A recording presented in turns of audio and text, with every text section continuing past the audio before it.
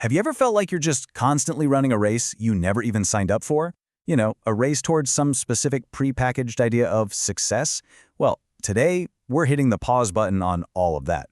We're going to break down why it's more than okay to just step off the track. Let's start by questioning the race itself. It starts so early, doesn't it? This idea is literally everywhere. School, home, all over social media. We're told to study harder, earn more, climb higher. And the big promise is that, true fulfillment is just waiting for you at the top of that ladder. It's a message we hear so often, we barely even stop to think about it. And this is the absolute core of what we're talking about today. That connection between success and happiness that we've all been sold, it's pretty much a myth. And honestly, it often leads us down a path straight to burnout, not to actual fulfillment. Okay, so if it's not waiting at the top of the corporate ladder or sitting in a giant bank account, then where in the world is it? This is the big question, right? And it totally shifts our focus from achieving to just living. So let's start by totally deconstructing this thing we'll call the Great Success Myth, that unspoken rulebook that so many of us feel pressured to follow. I mean, these things are so familiar, right? A fancy diploma, a certain number in your bank account, a slick job title. Society absolutely loves these because they're easy. They're easy to measure and they're easy to compare. But that's the whole problem. They measure the container, not what's actually inside. And that is the trap. Chasing all these external things without any internal joy is just a recipe for feeling empty. There's this idea called the hedonic treadmill. It's like you get the promotion, you feel this brief little high, and then you're right back where you started, needing the next thing to feel happy again. It's such a hollow victory. Okay, so if chasing society's goals is the myth, then what's the reality? Let's get into where true, genuine happiness actually comes from. Now, here's the fundamental shift in how we need to think. Happiness isn't some destination you arrive at after years and years of struggling. It's a quality of the journey itself. It's found in how you spend your time, how you use your energy, and how you create meaning for yourself. Think about it like this.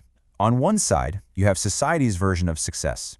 It's all about quantity, how much, how many. On the other side, you have true happiness, which is all about quality. It's found in those moments of joy, in deep connections, in a real sense of purpose. A life that's rich with that stuff, that's the real prize. Now, to find that quality of life we were just talking about, you have to do something that feels a little radical in our culture. You have to get off the racetrack. You have to really truly understand that life is not a race.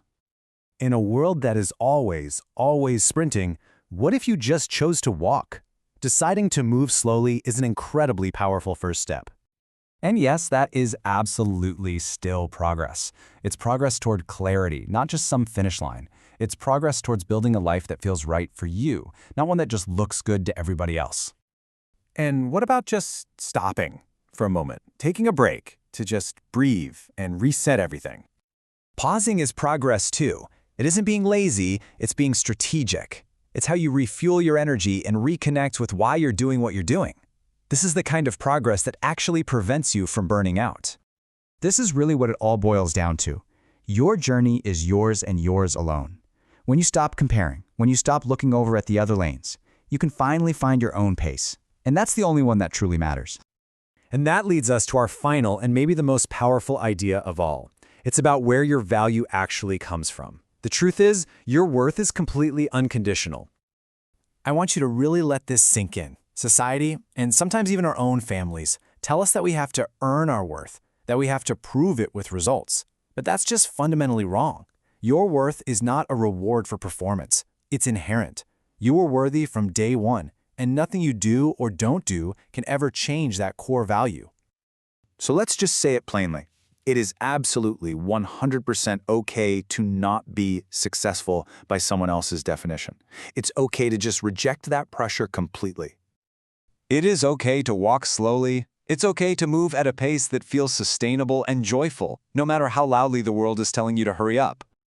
And maybe most importantly, it is okay to choose happiness over achievements, to choose a moment of connection with someone you love over an extra hour at the office.